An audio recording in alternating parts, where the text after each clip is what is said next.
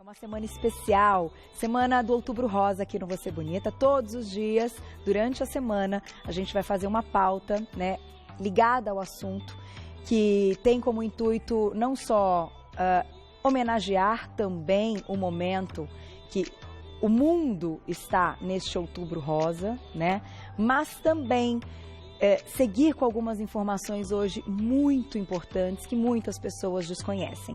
Hoje a gente vai abrir falando da prevenção, falando do câncer de mama e falando do que já existe, que pode melhorar a qualidade de vida de pacientes, que pode melhorar inclusive a maneira de encarar a doença. Antes, dá uma olhadinha nesse VT que a gente preparou para vocês.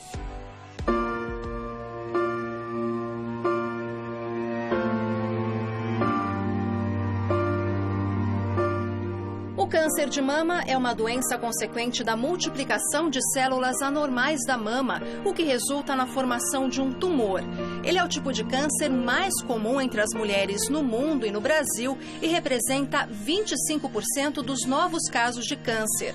O diagnóstico da doença traz incertezas e medos, principalmente relacionados à autoestima, além das mudanças que ocorrem com o tratamento, como perda de peso e queda de cabelo. A mulher pode perder um dos órgãos que está mais relacionado com a sua feminilidade. A campanha Outubro Rosa surgiu em 1990 nos Estados Unidos com a intenção de ajudar na prevenção e no controle desta doença. Atualmente é um movimento internacionalmente popular que a cada vez mais une pessoas para lutarem contra o câncer de mama. Passar por um câncer não é fácil. Cada pessoa descobre por si só como seguir adiante.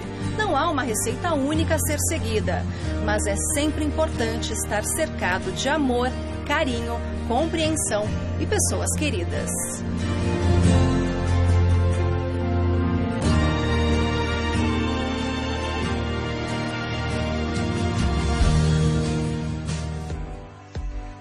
Das imagens, né, edição, tudo, trilha, enfim. E a gente convidou mais uma vez ele que é ginecologista e mastologista, Dr. Gustavo Ventura, bem-vindo. Boa tarde, prazer tê-lo aqui. O Dr. Gustavo está aqui porque você é obstetra e mastologista. Então, além de ser um médico da mulher, né, dessa saúde geral da mulher, você também é mastologista. Então, hoje a gente pode tirar muitas dúvidas. Exatamente. Muita gente confunde, né? Então, o câncer de mama, ele criou uma importância tão grande que hoje existe uma subespecialidade dentro da ginecologia obstetrícia ou da cirurgia geral de médicos que cuidam do câncer de mama, né? Tá. Então, no Brasil, são estimados esse ano 60 mil novos casos. É o câncer mais comum no mundo. No mundo. E cerca de, infelizmente, 13 mil mortes por ano são provocadas pelo câncer de mama, né? O Brasil, apesar de toda essa campanha de conscientização, ainda tem diagnósticos muito tardios, né? A gente fala que o estágio inicial, o ideal é que esse tumor ele seja diagnosticado com menos de 2 centímetros no máximo. Tá. Então, o Brasil ainda tem muitos diagnósticos que a mulher percebe o nódulo ou que o médico percebe o nódulo, e é isso que a gente precisa combater. É a conscientização de que exames são necessários para esse diagnóstico precoce e, mais ainda, prevenir, né? A prevenção é sempre melhor em qualquer que seja, né, o caso, a doença. Até para a gente começar, a gente vai seguir então numa sequência para a gente saber tudo a respeito e tudo que hoje a gente tem aqui no Brasil para melhorar a qualidade de vida, inclusive de quem tem o diagnóstico. Já que a gente vai iniciar por prevenção, o autoexame é hoje algo fundamental e importantíssimo envolvido nesse processo, né? Exatamente. Então, a mulher, ela deve mensalmente, em torno de 5 dias após o término da menstruação, que é quando a mama já está menos dolorosa, menos inchada, ela vai em frente para o banheiro e ela vai fazer alguns movimentos procurando alguma alteração na pele, no bico, e vai dedilhar, como a gente está vendo no vídeo, dedilhando sobre a mama, né, em sentido horário, e em busca de alguma alteração anatômica. Então, normalmente o câncer de mama ele é sentido como se fosse um carocinho, uma bola de gude, que não existia e que começa a mulher a notar naquele momento. Tá. Aí ela pode ser feita de frente para o espelho, deitada. Muitas preferem fazer com um sabonete, porque fica mais fácil dedilhar sobre a mama e com isso aumenta a sensibilidade. Lembrando que o autoexame, ele não exclui a necessidade de a consulta anual, né? Tá. Então, o médico, o ginecologista ou mastologista, ele consegue perceber essa alteração de forma mais precoce do que a própria paciente. Então, em torno de 1 centímetro, você já consegue sentir, né? Tá.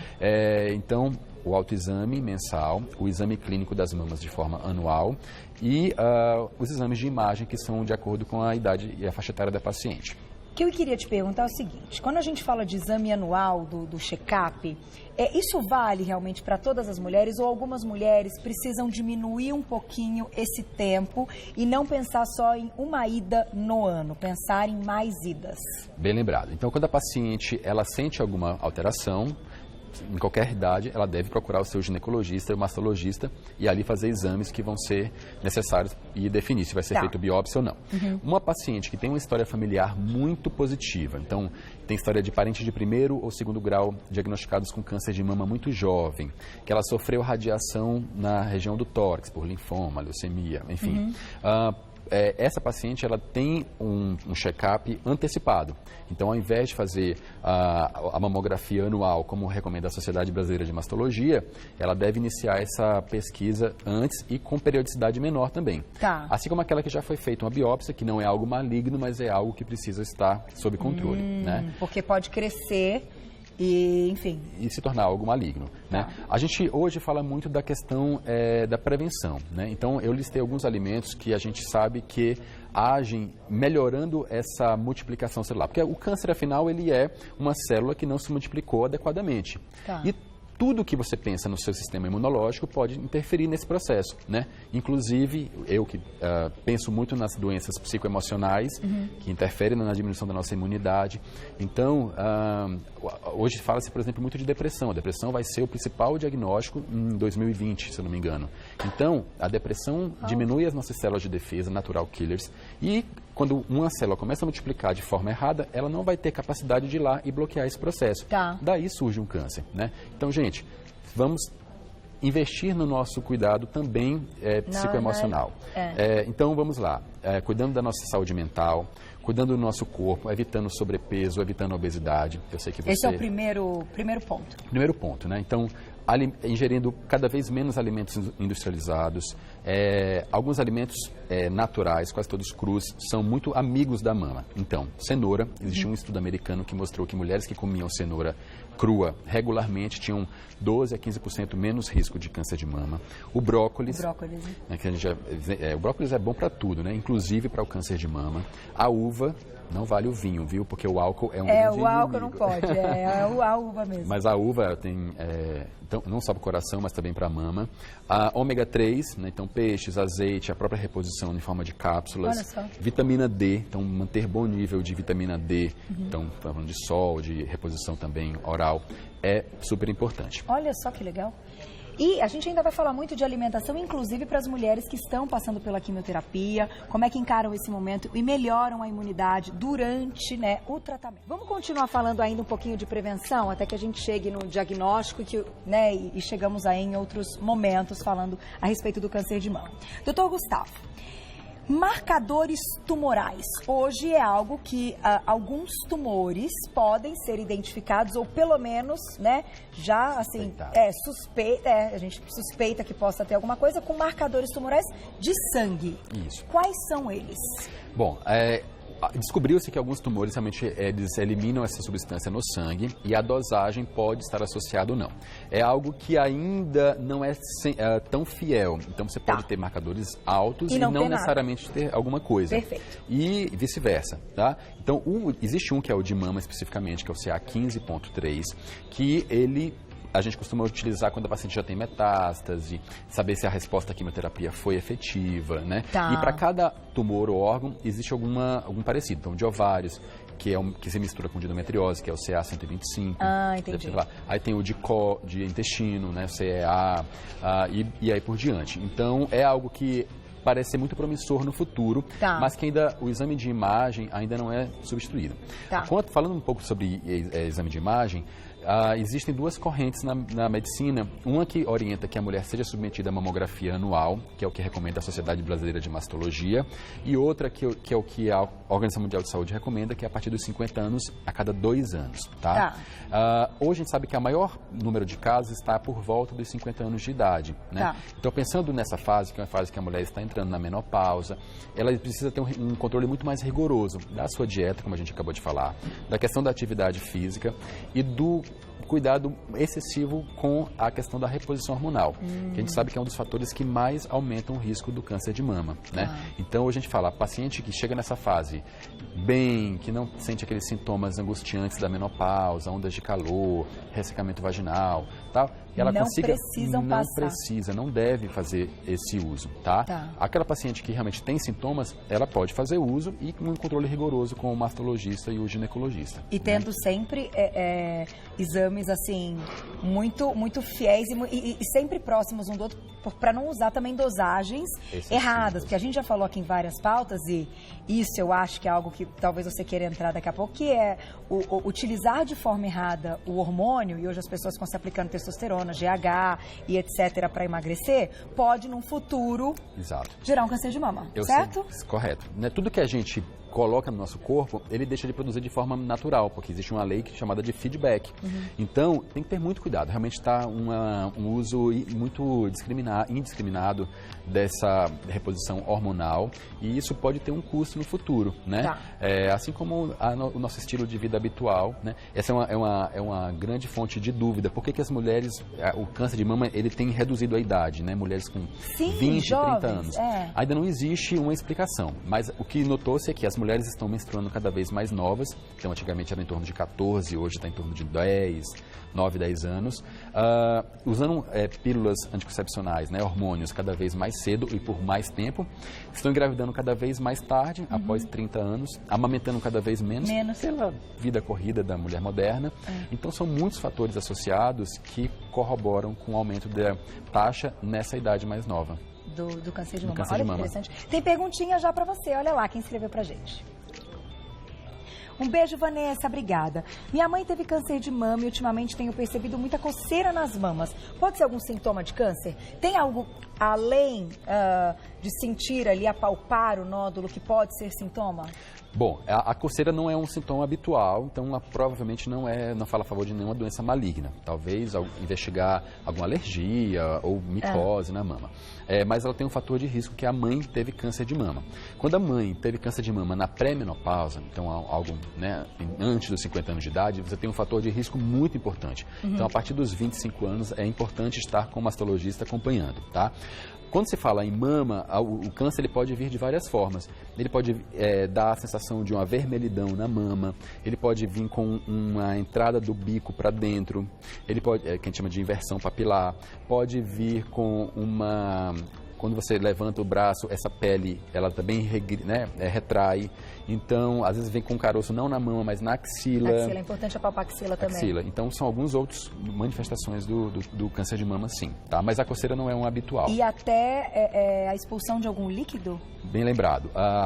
De forma espontânea, o câncer de mama, esse líquido ele costuma ser ou água pura, que chama de água de rocha, ou água sanguinolenta, chamada água de carne, né? Então, muitas mulheres têm essa dúvida. Mas minha mama sai parecendo leite ou esverdeado.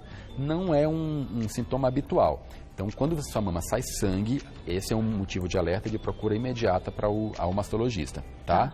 De forma mais espontânea, para verificar, tá bom? Tem mais perguntinha? Vamos lá? Na tela, mais uma. A gente vai falar também das novas formas aí nas cirurgias daqui a pouco. Jaqueline, obrigada. O que é melhor, fazer a mamografia ou ultrassom das mamas? A mulher sempre quer fugir da mamografia, porque é um exame ainda doloroso, né? Você exerce uma pressão sobre a mama, aperta. Por isso que a gente sempre recomenda que também seja feito após o período menstrual, quando a mama já não está inchada nem tão dolorosa. O que acontece? Depende da idade. Se você tem, a partir de 40 anos, a mamografia é sempre o melhor exame, porque ele consegue diagnosticar desde lesões chamadas de microcalcificações, que são difíceis de ser visualizadas pela ultrassom. Já se você tem um nódulo e tem menos de 40 anos de idade, geralmente o médico vai pedir uma ultrassom, porque sua mama ainda vai ser muito glandular. E a glândula na mamografia aparece como um borrão meio branco. Já na ultrassom é o contrário. Você Entendi. Por isso a idade, a recomendação de idade. Corte, exatamente. Geralmente a mulher faz uma ultrassom e, se necessário, complementa com a mamografia. Isso por volta dos 30 anos. E após os 40 é o contrário. Você fez a mamografia, tem uma imagem que precisa ser melhor elucidada, você vai ser complementada com a ultrassom ou com a ressonância. Perfeito. Mas hoje, se perguntar qual é o melhor exame? A mamografia ainda é o melhor exame para diagnóstico. Tá aí. Vamos falar agora, a gente tem uma ilustração bem interessante para mostrar a retirada do nódulo, mas antes, o doutor Gustavo trouxe um negócio muito legal, assim, interessante para a gente conhecer.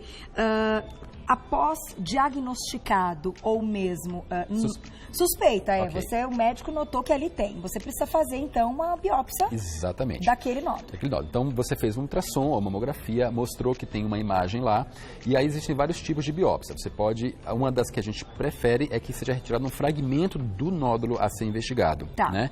Então, existe esse aparelho, que é um aparelho portátil, existem alguns consultórios e clínicas, em que você adequa uma agulha grossa, e aí você faz um furinho na mama, e essa agulha, ela vai lá e faz disparo. Eu vou até fazer um barulhinho. Pode.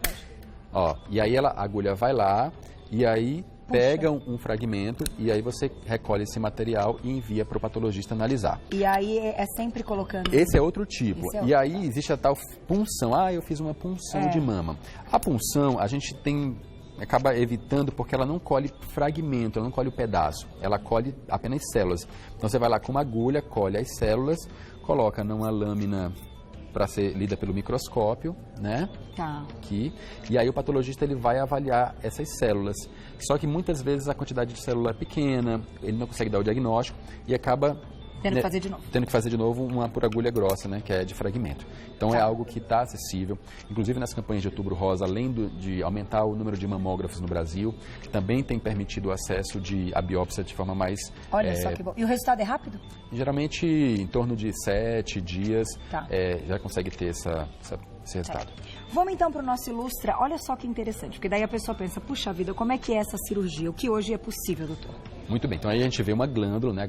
A glândula é formada por ductos e por ácinos, que o ducto é o canalzinho do leite, e o ácido que produz o leite. E aí, hoje, o principal tumor, ele aparece nesses canaizinhos, né? Então, ali a gente vê um tumor, e aí essa paciente ela vai fazer a retirada do tumor. Então, a gente chama de quadrante, ou ressecção segmentar. Você tira um pedaço da mama com margem para esse tumor, e aí você... fica livre, essa paciente que permanece com a mama, ela vai ter que fazer radioterapia complementar. Quando o tumor ele é muito agressivo e é muito grande, você acaba tendo que remover toda a mama. E aí você já pensa também em alguma opção de reconstrução. E aí é onde entra a prótese ou a gordura de outra parte do corpo para reconstruir. Que a gente vai mostrar que a gente tem ilustração. Quando se retira o tumor da mama, a gente precisa também investigar o sistema linfático dessa paciente. Então, depois da mama, o primeiro lugar onde ele vai é para o sistema linfático da axila. E aí, você tira esse linfonodo, né, que é a famosa íngua, e aí essa íngua, se estiver contaminada, você acaba retirando as outras da axila para tentar barrar essa progressão da doença. Né? Hoje é mais comum que as mulheres façam a retirada desse quadrante ou que acabam retirando a mama inteira? Hoje, a paciente que ela tem indicação de fazer quimioterapia, a gente mudou a progressão. Então, ela faz a quimioterapia antes da cirurgia. Isso permite com que a gente faça uma cirurgia menos radical. Então, acaba que a gente pode fazer ou a cirurgia para tirar só a glândula e colocar a prótese, mantendo o bico, mantendo o prótese. Então hoje a recomendação até da químio é até um pouco antes da cirurgia. Porque a gente sabe que a mama em si, ela não leva ao óbito. O que leva ao óbito é a metástase no fígado, no pulmão, no cérebro. Então, se você consegue ter a resposta desse tumor o quanto mais precoce com a quimioterapia, isso é melhor. Então você faz a quimioterapia, esse tumor ele vai regredir, isso nos permite ter uma cirurgia mais conservadora. Então tira normalmente só um pedaço onde era o tumor e é bem mais efetivo. Aí. E a gente tem a primeira, então, é de reconstrução. com a prótese, que aí eu já aproveito para te perguntar, e não é a primeira vez que eu te pergunto e que toco nesse assunto, que a mulher tem direito de sair com a cirurgia, sair já com a prótese, né? Exatamente. No Brasil isso é lei, né? Isso é lei. Foi sancionado em 2012, que a mulher que ela preencha o requisito para que consiga reconstruir, que ela tenha acesso à reconstrução imediata. O que eu percebo? A mulher que não faz isso de forma imediata, ela desiste. Quando ela pensa em passar por uma nova cirurgia, e ela acaba se contentando com aquela cicatriz que é inestética e que mexe muito com o... E que às vezes até dá uma assimetria, né, nos seios. Depende, Exato. né? Então, sempre que possível, procure se informar, porque os serviços públicos devem seguir a lei, que é oferecer a reconstrução imediata, tá? Então, a reconstrução imediata, a mais habitual, ela é feita com as próteses, né, de silicone, então você coloca... Normalmente tem uma boa resposta definitiva, mas também pode ser feita recolocando músculo e gordura, cobrindo aquele defeito. Essa que a gente mostrou, só até para explicar, ela é uma que vai inflando, Isso, né? Porque a pele fica muito fininha. Muito fina. Então a gente coloca embaixo do músculo e a gente chama de prótese expansora, que é o quê? Ela tem um caninho e você vai conseguir injetar soro, uma parte tem silicone, uma parte você vai enchendo de soro. E aí você vai conseguindo enchê-la de soro até ela adequar o tamanho ideal, e aí depois você faz um pequeno procedimento no consultório, tira esse caninho e ela já fica na posição. E vida normal. E vida normal, tá? Então, hoje a cirurgia plástica, a própria mastologia tem evoluído muito com cirurgias cada vez mais estéticas, então mulheres que conseguem ter uma mama muito bonita pós-reconstrução, tá? E a outra possibilidade é essa aí que a gente vai acompanhar agora, em um enxerto, né? A gente pode retirar então de outras regiões do corpo. Exatamente, a gente chama de TRAN. Então essa parte do músculo com a gordura, ela é colocada sobre aquele defeito que ficou com a retirada da mama. Aí é feita uma microanastomose das veias e artérias para que aconteça a drenagem. E aí a cicatriz fica muito parecida com aquela cicatriz de abdominoplastia. O abdômen é esticado e refeito um novo umbigo, né? E pode fazer isso na mesma cirurgia? Na mesma cirurgia. Mesma anestesia? Mesma cirurgia, mesmo momento. É o que as mulheres referem, apesar de a prótese aparecer esteticamente mais bonita, a longo prazo as mulheres referem muito mais satisfação com o TRAN do que com a própria prótese. Interessante, né? Mas é fato, e eu acho importante a gente ter comentado aqui, que as técnicas só melhoraram, que as formas e as possibilidades também. Então, todas as mulheres, né, podem, enfim, reconstituir de uma forma ou de outra e ter um resultado satisfatório, né? Exatamente. Isso melhora, inclusive, o momento, enquanto você está em tratamento, enquanto está passando por aquele processo de se ver ali com os seios, né, que é uma coisa que as mulheres que passam, né, pela doença relatam que é algo que mexe muito com a feminilidade, né, da mulher mesmo, com a sua autoestima. Então, aí, vamos colocar a perguntinha do público, que a Glaucia falou que tem várias, até para eu entrar numa outra parte importante que eu não posso deixar de falar. Olha lá na tela. Vamos ver quem escreveu pra gente. Joyce, obrigada. Estou grávida e tenho um nódulo benigno. Preciso retirá-lo? Ele pode causar algum risco para o meu bebê? Olha que pergunta importante. Legal. Não, se você já tem o diagnóstico de benigno, é muito raro. A gente sabe que um câncer ele já praticamente nasce como câncer. E o benigno ele vai permanecer benigno infinitamente também. Então, se você já tem um diagnóstico, ele é benigno, ele pode até crescer pelos hormônios da gravidez, mas isso não vai te impedir de amamentar e não é necessário a retirada dele a princípio, tá? Após o nascimento, aí ela reavalia, volta no seu médico, se houve alguma mudança nas características desse nódulo, se ele cresceu exageradamente, aí sim o médico deve optar por isso. Dá tempo de mais uma? Na tela, olha lá. Josi, obrigada. O silicone implica no autoexame? Essa é uma dúvida muito frequente, né? A princípio, não. Então, o silicone... Nem na mamografia? Nem na mamografia. Você pode... Essa é uma dúvida, né? Isso aqui com silicone eu posso fazer? Pode, sim. A mama, ela é comprimida ou o técnico empurra a prótese para trás e comprime a parte glandular e pode ser feito. E no autoexame também não. Então, você pode dedilhar que na presença de qualquer alteração você vai sentir da mesma forma. Tá aí. Pra gente encerrar, doutor, melhorar a imunidade da paciente neste momento, durante o tratamento, é algo fundamental. O que você diria hoje que já é, enfim, sabido que de fato pode caminhar durante o tratamento, que vai deixar essa mulher forte, nutricionalmente falando, né? Bem bacana. Então, depois do diagnóstico, essa paciente, nos melhores serviços, ela é encaminhada para um grupo multidisciplinar. Então, tem nutricionista, tem psicólogo, tem um cirurgião plástico, tem banco de perucas. Então, essa paciente, ela vai ser abraçada, grupos de apoio, né, rodas de discussão. E aí, ela vai ser orientada a melhorar a sua alimentação, seus hábitos de saúde, praticar atividade física, diminuir o consumo de álcool, ingerir alimentos que a gente sabe que diminuem a multiplicação celular. Então, a gente acaba voltando à questão da dieta rica em carboidratos, né? Então, a dieta do paciente oncológico é uma dieta low carb, né? Com baixos carboidratos, e carboidratos de preferência integrais, mas principalmente alimentos crus, verdes, como o brócolis, a cenoura, a uva, né? Que são bem amigos da imunidade. Tá aí. Só posso agradecer sempre, querido. Que pauta linda, né? Compartilhem, quanto mais pessoas assistirem depois, né? Lá no YouTube do Você Bonita, isso vai ser muito legal. É o que eu sempre digo, a gente pode salvar vidas. Cada informação que vocês trazem aqui salva vidas. Verdade. Quem quiser saber mais, vou deixar um contato no Instagram para vocês, do Dr. Gustavo, @doutor abreviado, Gustavo Ventura, tudo junto, @doutor abreviado, Gustavo Ventura. Você já encontra, pode tirar mais dúvidas lá. Lembrando que ele é ginecologista e mastologista. Obrigada, parabéns pelo trabalho, mais uma vez.